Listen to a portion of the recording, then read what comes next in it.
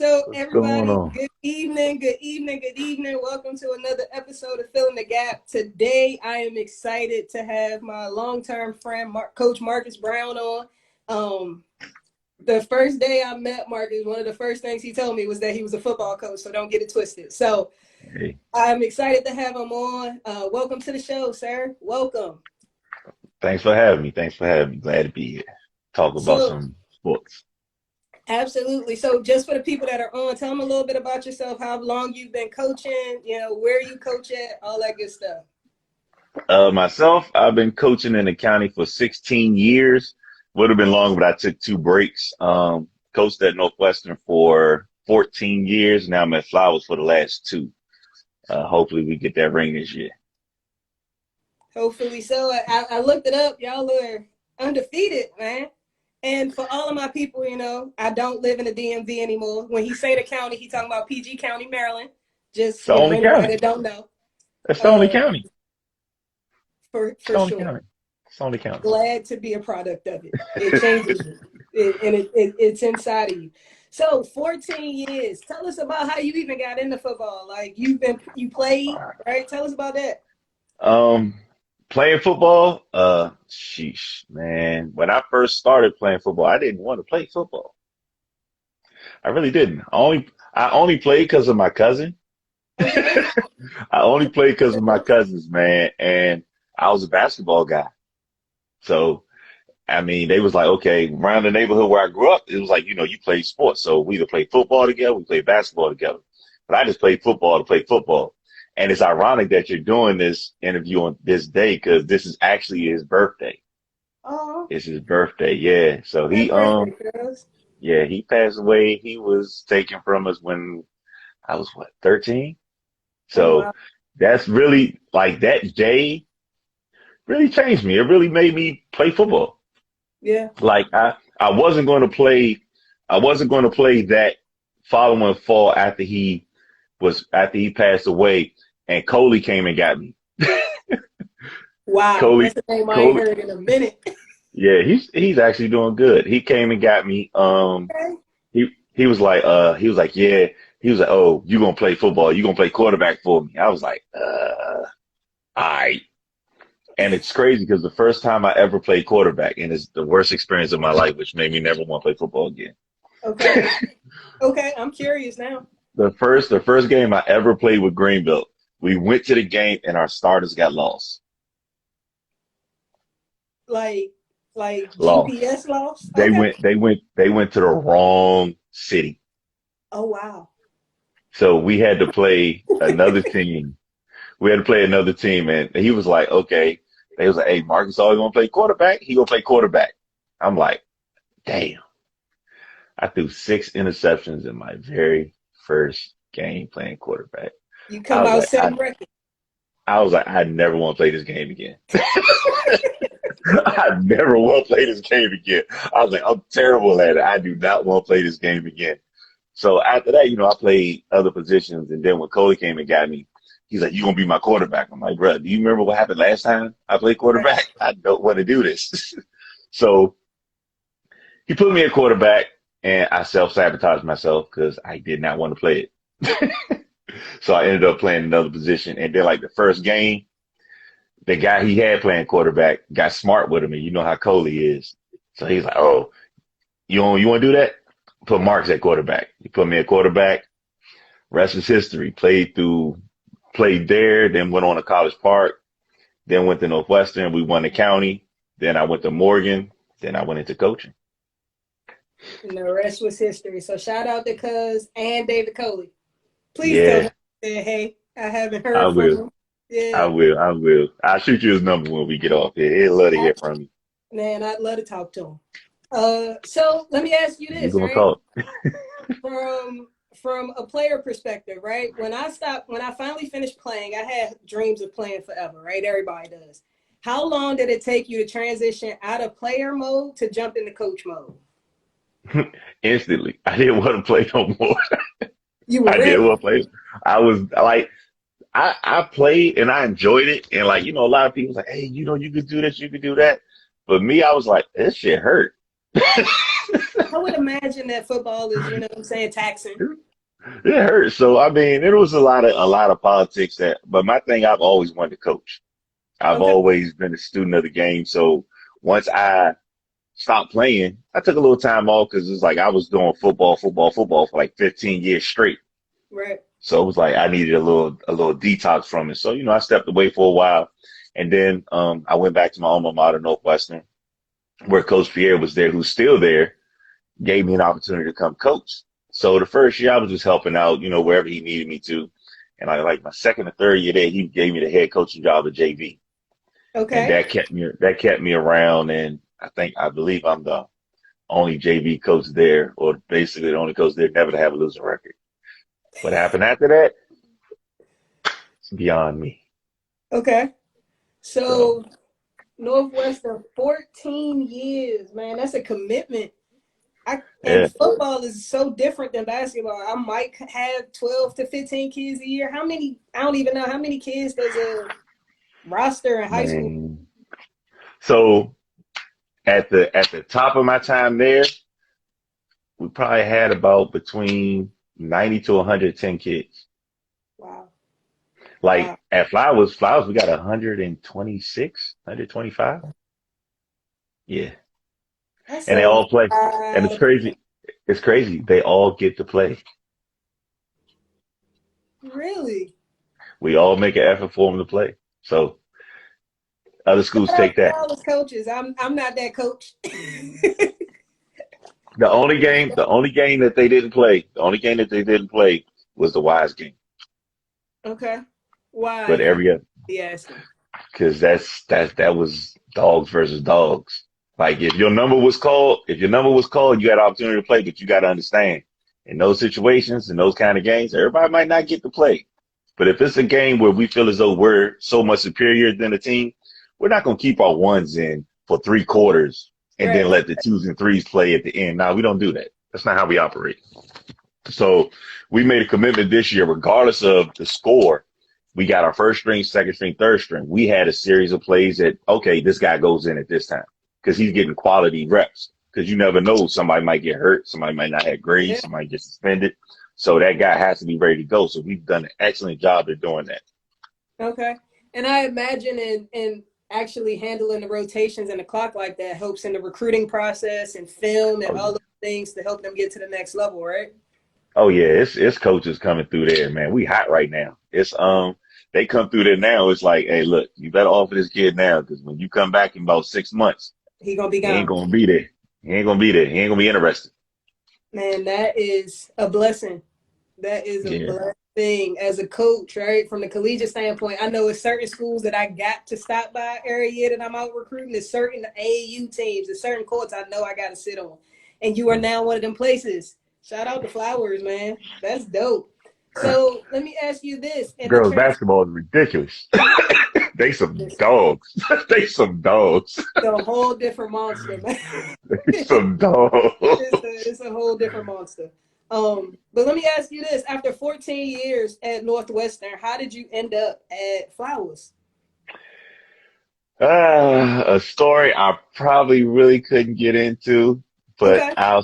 I'll leave it at this: that I was accused of doing something and falsely accused of something, Okay. and I was cleared of my accusation, but they quote unquote never started the investigation, but I found out otherwise. So I was getting ready to leave anyway. I was at the end of my road anyway. And when I found that out, I had been sitting for like 3 weeks, 4 weeks. And the investigation I found out was over 2 weeks. So when I called to find out what was going on, they was like, yeah, we haven't started investigation because your EIN number was dormant because I resigned from working at the school system and went elsewhere. So I was like, okay, you want to give me the runaround? Because like former coaches like a girls basketball coach, Ashley Wilder, um, I know wrestling that coach. she Yeah, used to she hoop. played a Coppin. She played a Coppin. Okay. Yeah. So yeah. Yeah. Another wrestling coach named Stephen Blanco. Okay. Another coach, Coach Lindsay, was a whole bunch of BS. And the crazy thing is that all these people are alumni. And listen, And they ran them off. And when it happened, I told them to resign in case they had if things change and they want to come back. Because in the county, if you get fired, you can't come back. Okay. So I told them, I was like, look, y'all need to resign. Let this clear out. Do what you need to do. If you come back, great. If you don't, even better. So when I found that out, I resigned. Okay. I left. I left because I was leaving anyway. Like I said, I was leaving anyway because I burned myself out and I needed to take some time off to get myself together before I drive myself crazy. So For I ended up sure. resigning and I took I took what about a year? I was off for a year and your school gave me a call, Riverdale Baptist. Oh, really? Yeah, I was there for like 3 days. You know, we was always a basketball school, man. I don't know what I they mean, do in football over there. man, look, I got over there. Lamont Jordan was the coach, so they called me up. And he was like, hey, I'm thinking like, okay, it's private school. I get to do what I want. I get to recruit. Now I the like T word. one thing I can do is I can recruit. I can sell salt to a slug in the rain. I'm trying to tell you. But when I get there, he like, hey, we ain't got no money. In Riverdale? Well, Riverdale is a baseball and basketball school. Remember when I got there, the baseball coach was gone. He ain't He got the ran back college coach. in? Nah, he left a while ago. The baseball team ain't not what you thought it was no more. Well, I They guess went, it ain't a basketball school no more either, from what I'm hearing. Y'all they need to went fix. they went from number one in the country in baseball to having nothing but eighth and ninth graders. Wow. And Matthew McConaughey, because that's who the AD looks like, was like, he was like, yeah, we ain't got no money. So Lamont was like, hey, let's start talking to some kids. I'm like, oh, if you ain't got no money to give these kids, where do you think these kids gonna come up with this money?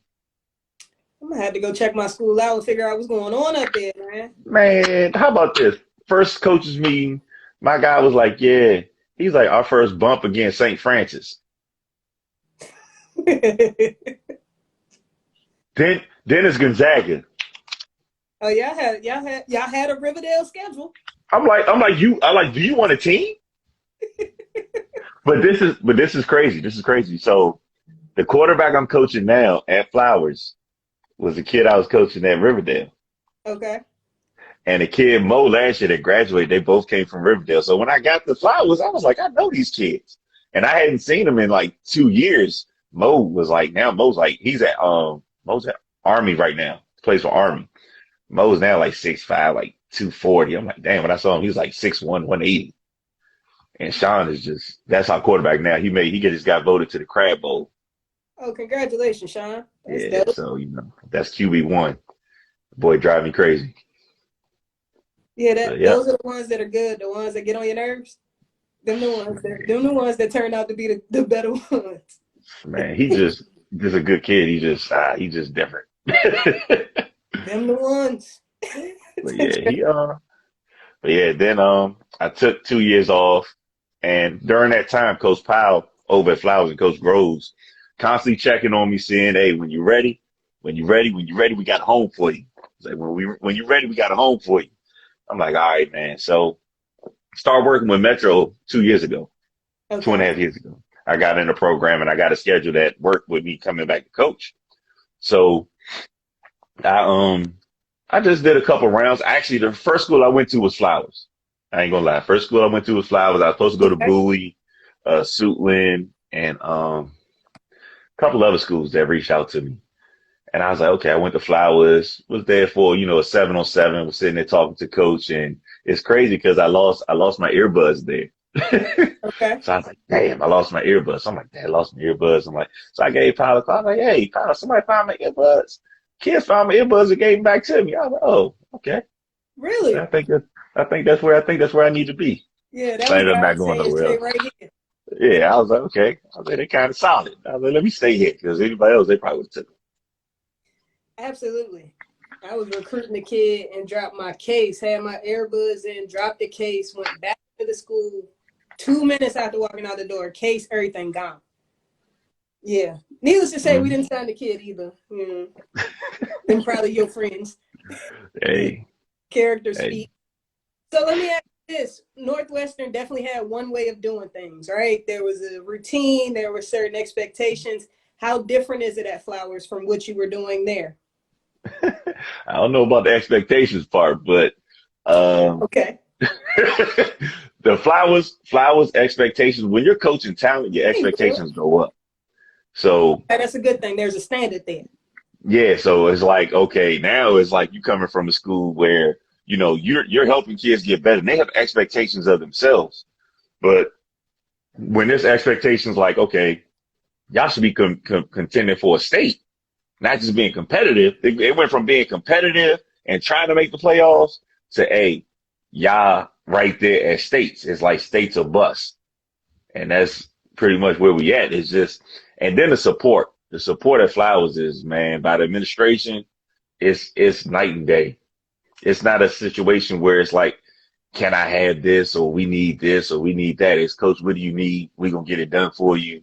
Don't worry about it. We got it. Man, and that is, again, that's a blessing. On my level, right? Going into these high schools, you see how disconnected the administration is from these coaches, and more importantly, the kids and what they need to be successful, right? And they need an administration that cares. They need funds. They need all of those different things. They need structure. So I'm happy and excited that you're in a place that actually cares.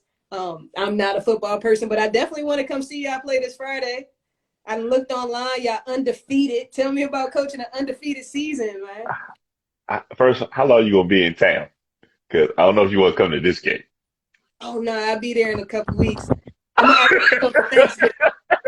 Oh, then yeah, you want to come to that game? That's wise. Oh, yeah. Okay. That's wise. That's the game you want to come to. I'll send you the link because you got to get the tickets online.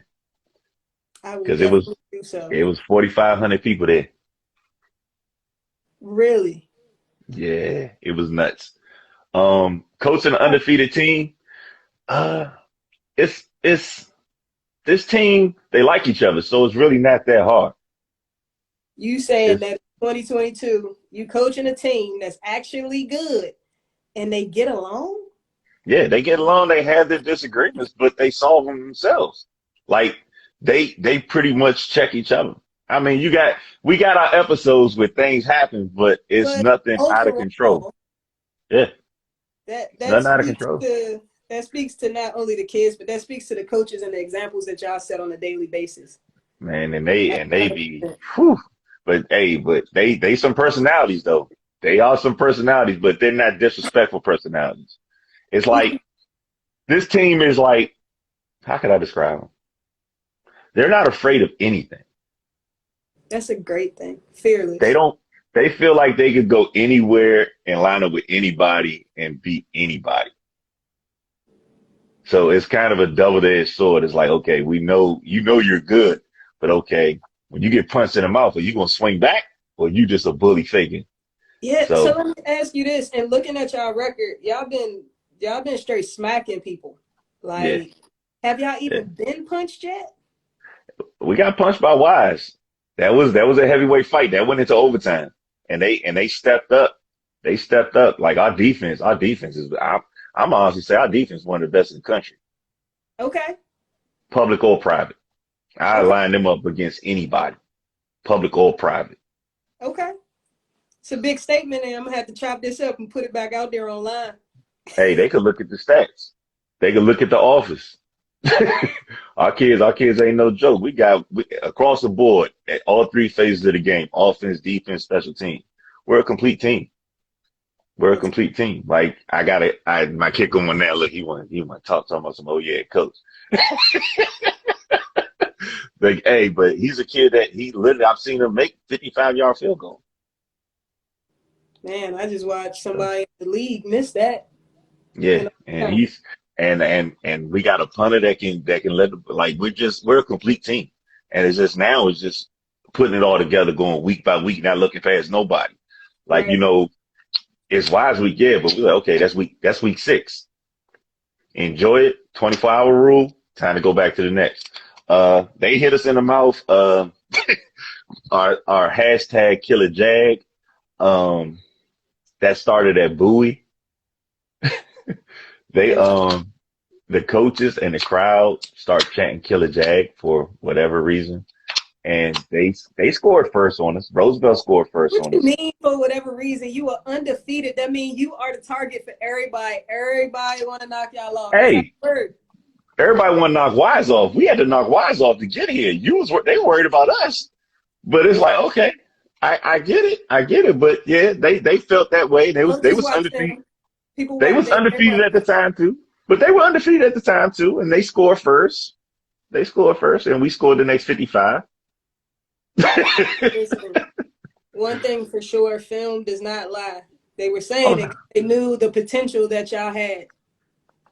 Yeah, yeah. That's respect, And right? we recognize it too. And now it's just, hey, we just gotta do our job. Just do your job. That's it.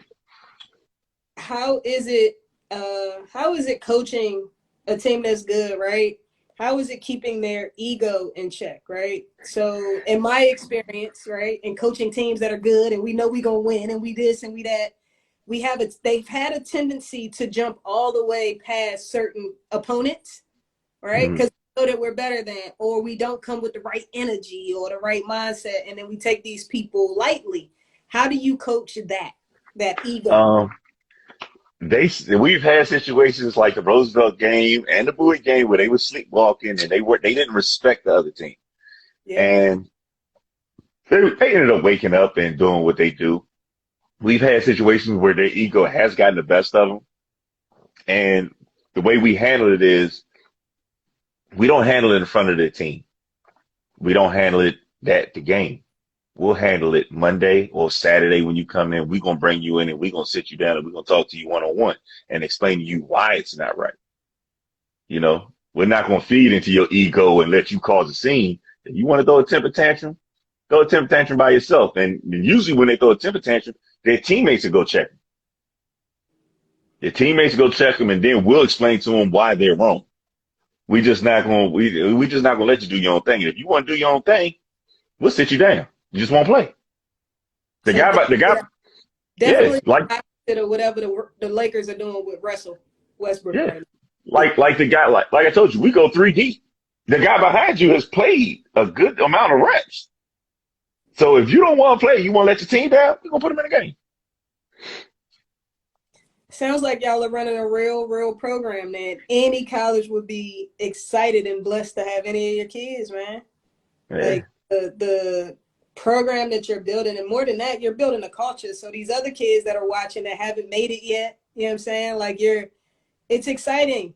You're building a yeah, culture, a man, whole situation.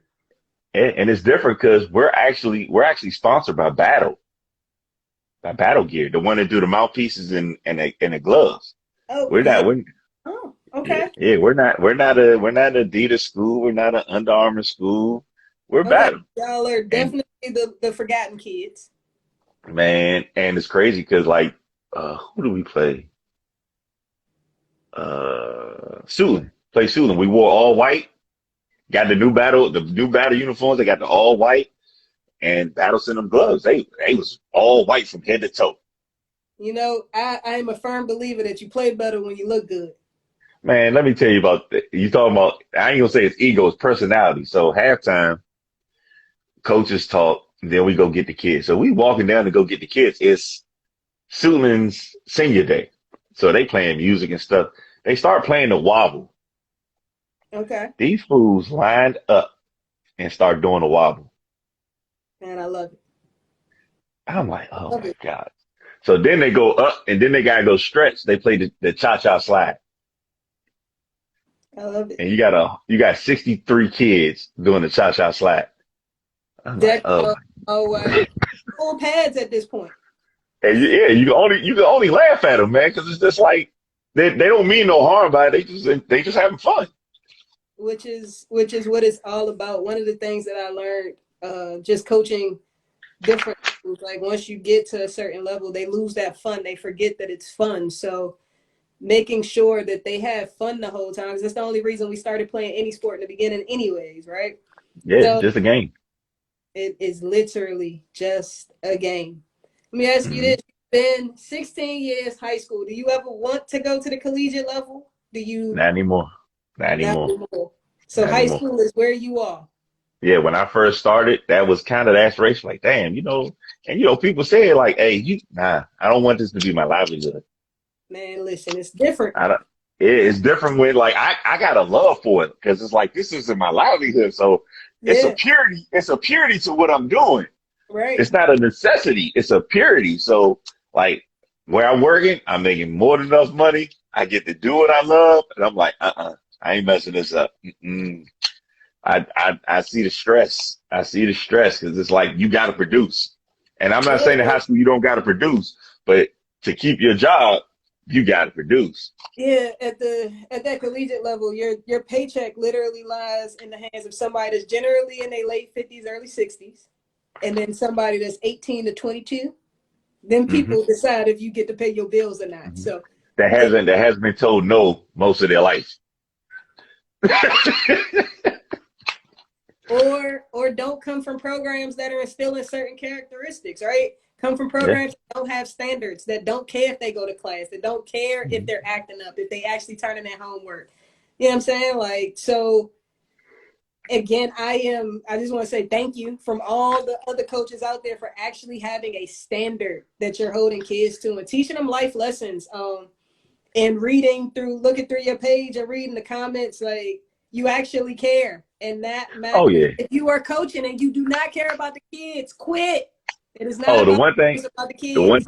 one thing I've always believed is that if you don't care about the kid and the athlete, you're doing damage to the kid and the athlete. It's really no point in you even being in this situation.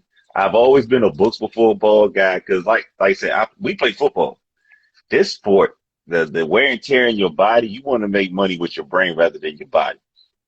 And I've always told my kids from the day I started was you rather be the guy writing checks, not to getting the checks written to you. You want to own this.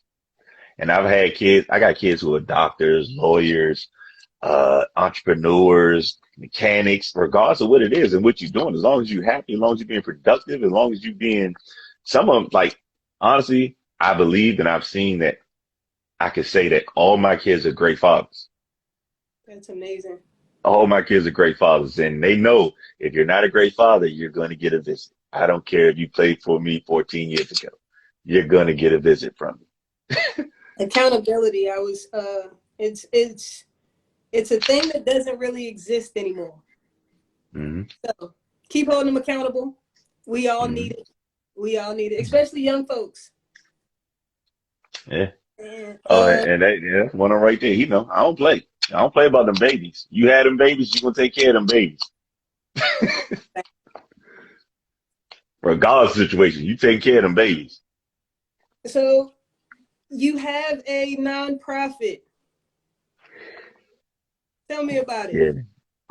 The Poise Project, Princess Overcoming, Inspiring, Surpassing Everything. Basically came from what I've been doing. You know, it's like, I started that when I wasn't coaching and Okay. really got to get back into it. Now that I got the funds to really fund myself and I ain't got to ask no banks for no nothing. Right. Even though I can still get it tax free, but it's really built around mentoring young men. I want to get it to the point where not only mentoring young men, but college isn't for everybody. So I really want to incorporate trades into stuff like that. And like I said, I got kids who are mechanics. You might want to be a mechanic. I'm an electrician. You might want to be an electrician. And I have people who are in those professions and in those fields that, maybe I can get those grants and get that money allocated to them and help them. And and Absolutely. basically, and I'm really big on like one other thing I wanted is to get incorporate that is therapy and counseling, For because sure. a lot of them don't know they need it. Because myself, I've been to therapy myself. I had to go to counseling myself. Yeah, I text my I had a therapist. moment, huh? I said I text my therapist this morning. Yeah, I had an anxiety attack, and I ain't never had an anxiety attack before, man. And Listen, it is like it's scary. It's scary.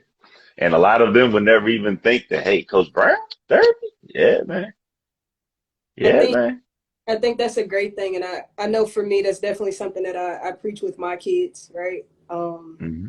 Even if it's not your therapist, find somebody that is trained to be able to help you through life in itself. Right. Is life. So it's some days that are great. There are a lot of days that are not. And for the first time in my life, maybe 3 years ago, I coached a player that had Showtime, basically game induced anxiety.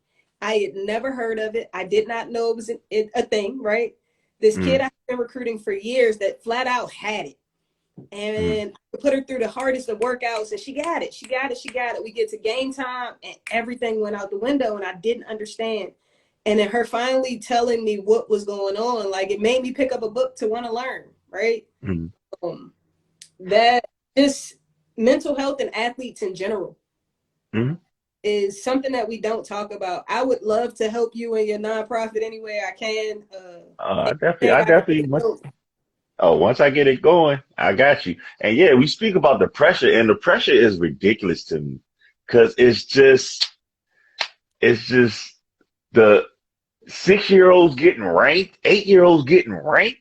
I'm like, for what? I'm like, bruh, you're putting the pressure on this kid, and this kid just learned how to spell his name.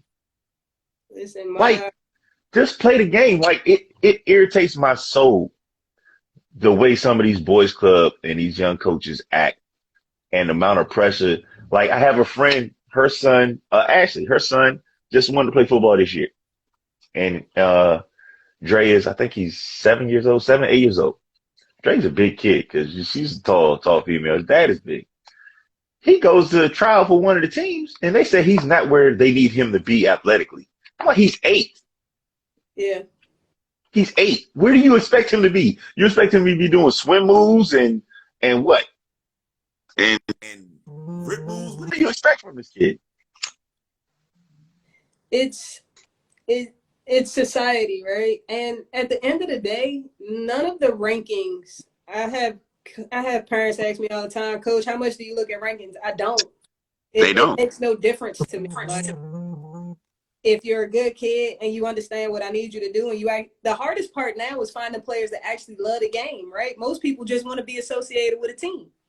Yeah. So when you find somebody that loves the game and is dedicated, it's the character part that matter more. Oh, why does he? Hold on. You keep calling me. I'm listening. Go ahead.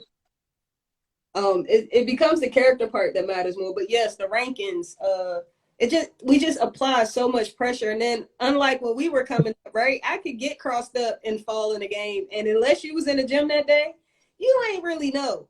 Everything is online now and everyone sees everything. So that adds a whole nother level of pressure. And then, in our community, like Will said, what up, Will? Like Will said, we don't talk about it. So we don't even understand No. that our kids are having this anxiety attack or that they're really under this amount of pressure. So as parents, we just think that we need our kid to do X, Y, and Z to get to the next level. And we never take the time to really listen to the child, to really see what the kids are going through. So I appreciate you for filling that gap too, sir, and being transparent about going to therapy. I think more kids need to know that we do those things. Yeah. We And I take mean, care of our mental health. It matters. yeah. And it's crazy to me because like you know like my group of friends and how we are. A lot of people really look at me and my circle of friends and the way we do things and the success we've had and the bond that we've had, and they don't really expect something like that from me. And what triggered me was like, you have your down moments. You have your down moments, man. And my brother Barry took his life. Barry took his life about 6 years ago.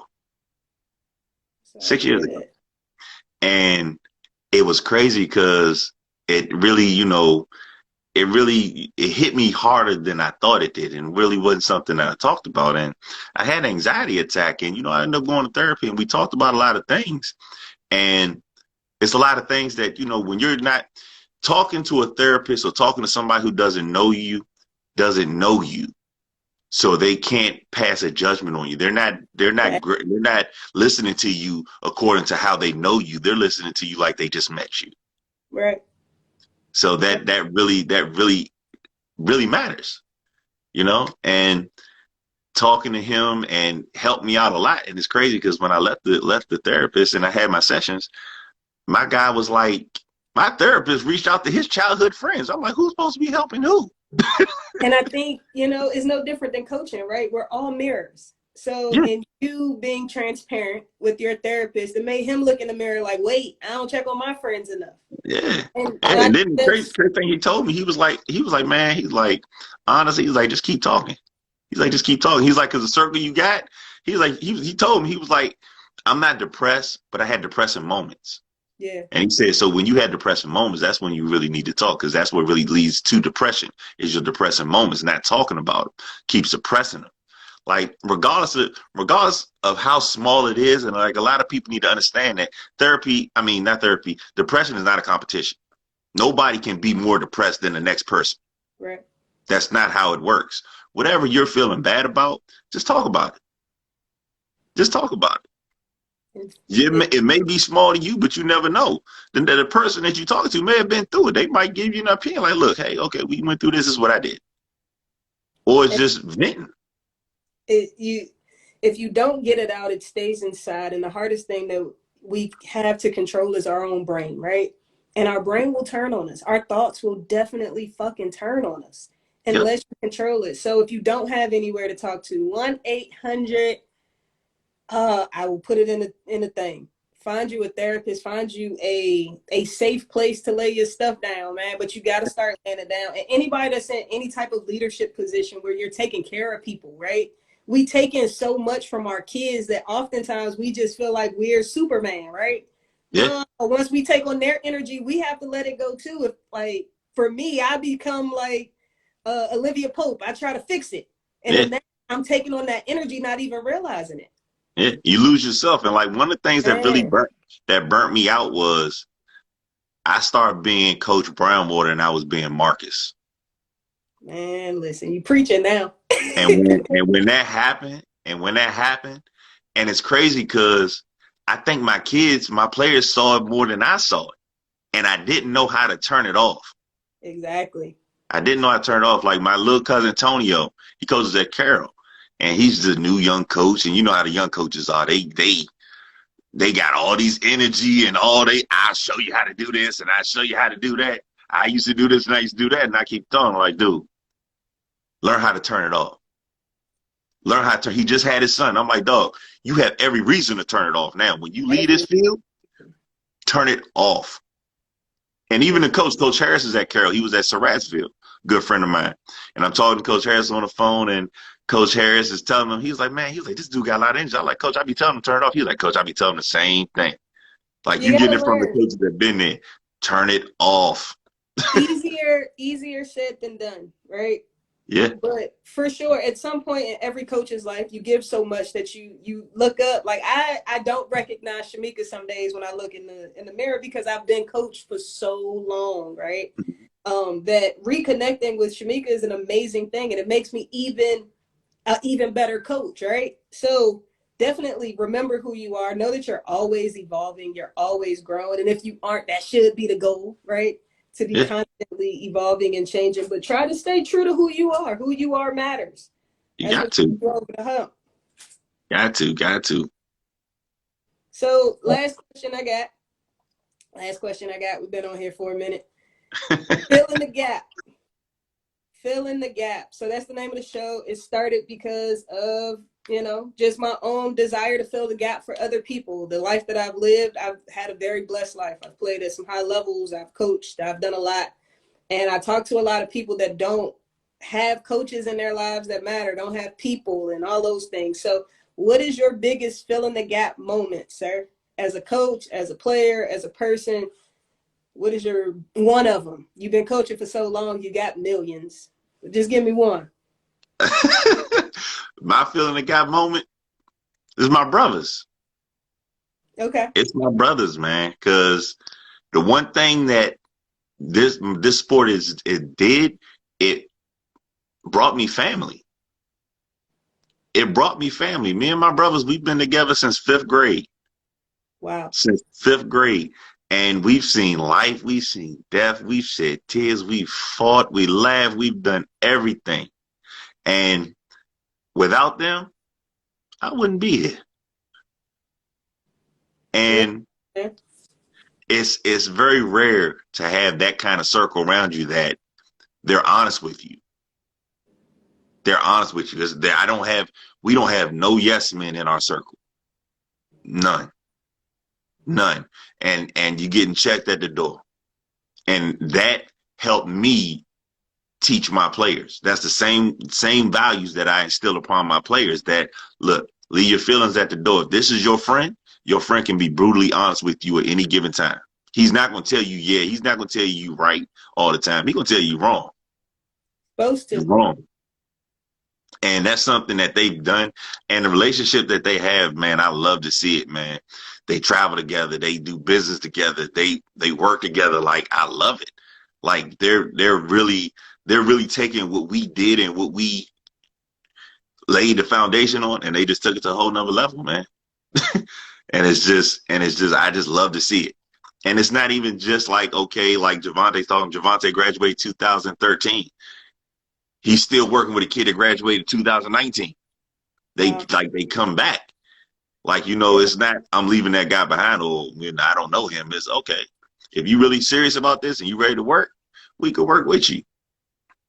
And that moment, just being with my brothers, like football, basketball, everything that we've been through, that's my Fillin the Gap, man. Because other than my immediate family and my mom and my sisters and my nephews and my nieces, that right there, that's my Fillin the Gap. Because those are guys that I bled with. I bled with, and we just went to war. And we done cuss each other out. And at the end of the day, I'd rather lose an argument than I lose a friend. Absolutely. And a lot of people need to understand that. If you beefing with somebody, man, you'd rather lose an argument than lose a friend. Because the price of being right, you may not get tomorrow to say you sorry. For sure. And one of the key things that you said is that we've been saying it the whole time, hold each other accountable, right? Y'all held each other accountable. To do that, the other party has to be willing to listen. So yeah. Shout out to you and your friend group. I've always admired your friends. I think the bond is amazing. A lot of people don't have that. And to everybody that's on the show that tuned in, thank you for tuning in. Marques, thank you. Good no problem. Go get a state, man. Get you a ring this year. Hey, look, I'm trying to be like Aaron Donald, be like ring me. I'm trying to tell you, I ain't gonna know how to act. So it's tears, right? And then it's everything else. it's hey, look, they on here. They know I'm gonna be somewhere. Don't call me. I am now Marques. Leave me alone. I am going to. They're gonna be there with me. They older now, so they owe me alcohol. You expensive too, bro. I am, and they know it too. You expensive. Hey. Well, I appreciate you. I appreciate everybody for tuning in. If you want to watch this again, give me about 3 days and it will be up on my YouTube at Coach Shamika Jones. I will make sure to put all of that on Instagram. But again, in about 3 days, it will be up on YouTube. Anything else you want to leave your players with? They in here. I love the support too. Hey, look, man. I love y'all. Hey, y'all know, come Thanksgiving, y'all know what sideline y'all better be on. Because you know who on the other side. It's a house divided between us and wives. Man, hang out with y'all. Shots on me. Mm-hmm. Oh yeah. Oh man, them dudes. That dude right there. I hate to go on top. Like Guy Blanco, that coach, the one I say was wrestling. He's like the lead photographer for Bacardi and Patron right now. That boy be going to Monaco, and he takes him with him. Takes Javonte with him. Like about the nicest guy you ever met. Living. That's what that's called. Living.